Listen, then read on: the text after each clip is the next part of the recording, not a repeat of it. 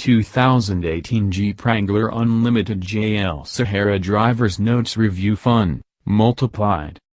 The 2018 Jeep Wrangler Unlimited JL has huge boots to fill. Its predecessor, the Wrangler JK, was one of the most important vehicles ever, truly breaking Jeep's icon into the mass market. The outgoing Wrangler, especially the four-door Unlimited model, was finally a car you could comfortably live with 7 days a week. The new model improves on it in every way without sacrificing what makes Jeeps so beloved. Our loaner was a optioned up Sahara Unlimited. If you're going for maximum on-road comfort, this is the one to get.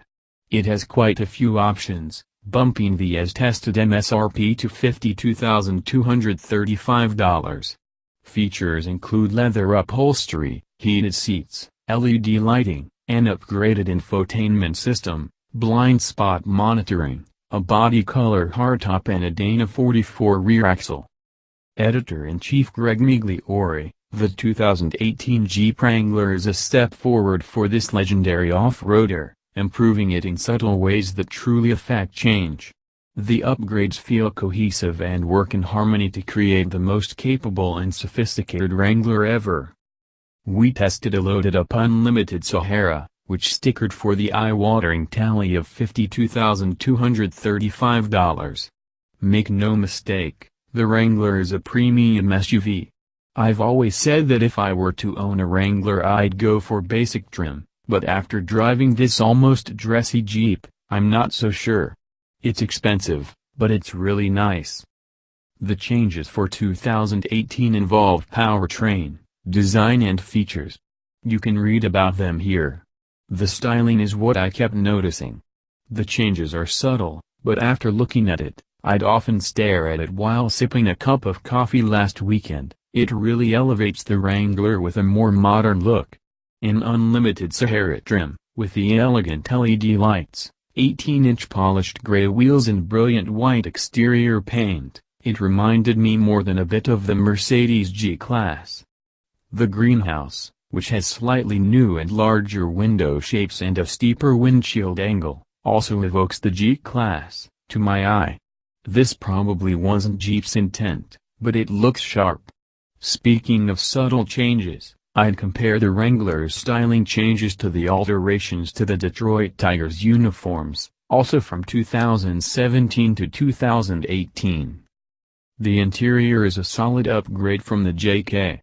The digital instruments, the Sahara trim's smart use of leather and stitching, and FCA's clever U-Connect all made my experience in the Wrangler pretty comfy. Love the old war Jeep on the shift knob. The driving experience does feel more comfortable to me compared to the JK. You don't give up a bit of capability, but piloting the new one over suburban streets is less abrasive. Steering remains light on center, but it's more connected. The 8-speed ZF transmission works with a 3.6-liter Pentastar V6 to deliver smooth, well-calibrated performance. Launching from stoplights and mid-range power is strong. Can't wait to try the turbo 4-cylinder, the diesel and of course, the plug-in, which is probably what I'd wait for. Or maybe the Scrambler. Senior Editor, Green, John Snyder. The layout of the Jeep Wrangler interior is unique.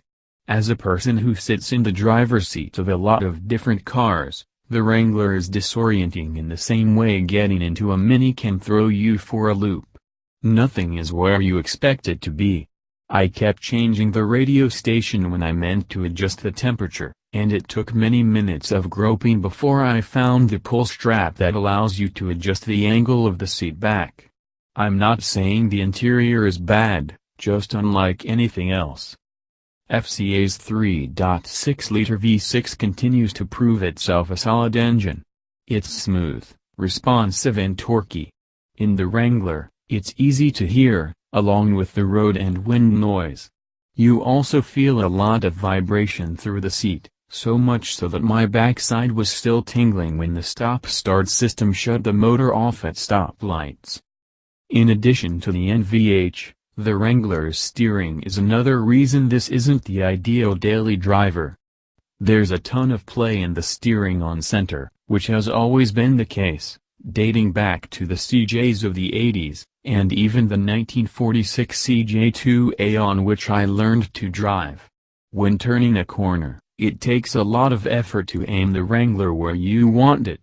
In most vehicles, the steering will begin to right itself back towards center on its own, but you have to heave the Wrangler's wheel back or it will just keep turning.